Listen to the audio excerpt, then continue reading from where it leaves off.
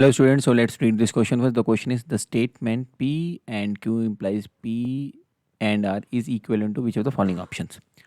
So सबसे पहले देखिए मेरे पे तीन स्टेटमेंट पी क्यू आर तो टेबल बनाते हैं तो पी क्यू आर ये हो जाएगा true true true true false false false false, ये हमारा होगा true true false false true true false false, ये जगह true false true false true false true false.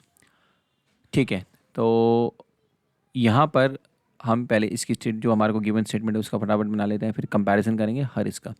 तो P एंड Q करेंगे तो P एंड Q दोनों ट्रू होंगे तभी ट्रू होगा, तो true true true true true true true false false true false false false true false false true false false false false false false false. फिर बात करते हैं P एंड R के बारे में, तो P एंड R में ट्रू ट्रू में ट्रू, ट्रू फॉल्स में फॉल्स, ट्रू ट्रू में ट्रू, ट्रू फॉल्स में फॉल्स, फॉल्स ट्रू में फॉल्स, फॉल्स फॉल्स में फॉल्स, फॉल्स ट्रू में फॉल्स, फॉल्स फॉल्स में फॉल। इम्प्लाइज करना है इन दोनों का, तो P and Q implies P and R।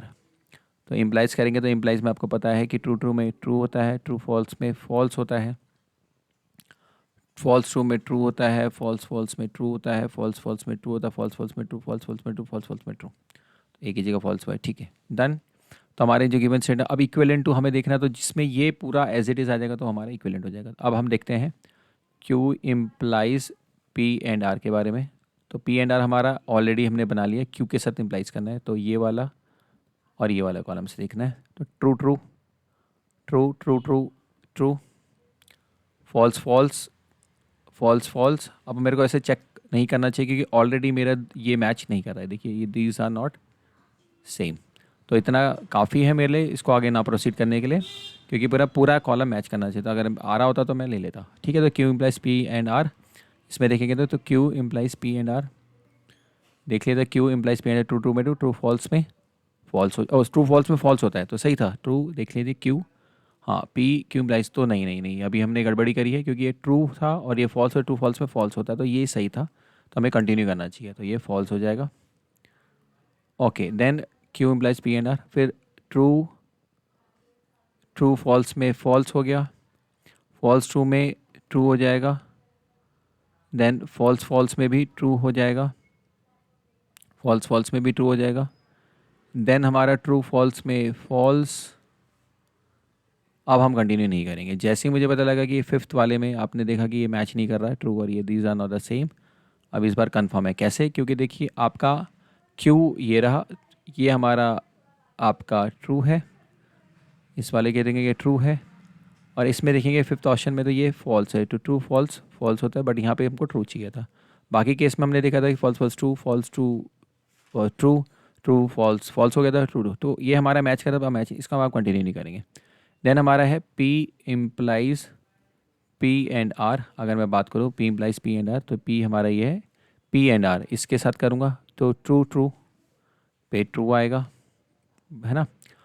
Then आपका है ट्रू ट्रू पे ट्रू, देन ट्रू फॉल्स में फॉल्स, देन ट्रू ट्रू और ये ट्रू ट्रू, देन आपका ट्रू फॉल्स में फॉल्स, फोर्थ वाला अब हमारा देखिए मैच इसमें इससे नहीं कर रहा है, ये वाला इससे मैच नहीं कर रहा है, फोर्थ वाले में कंफर्म कर लीजिए आप। देखिए यहाँ पे P implies P and R कर रहे हैं, तो ट्रू ट्रू पे ट्रू, ट्रू फॉल्स में फॉल्स, ट्रू ट्रू में ट्रू, ट्रू फॉल्स में आपका फॉल्स आ गया है। जबकि यहाँ पे अगर देखा जाए तो ये वाला ट्रू था, ये वाला तो ये दोनों मैच नहीं कर रहे हैं, इसलिए फिर दोबारा से हमारा ये इक्विवेलेंट नहीं हो सकता है। Is it okay? तो ये क्लियर हो गया होगा आपको। देन इसके बाद बात करते हैं हमारा ये वाला पी एंड आर हमारे निकाल चुके हैं, पी एंड क्यू, तो इनका इम्प्लाइज करना है। तो अगर मैं बनाऊँ इसका P and Q implies P and R, P and R implies P and Q, P and Q. अच्छा तो यहाँ पे अगर देखा जाए तो पी एंड आर है, ठीक है, पी एंड आर, तो अदर वे अराउंड है, तो यहाँ पे पी एंड आर, एंड इसको दोबारा से लिख लेते हैं।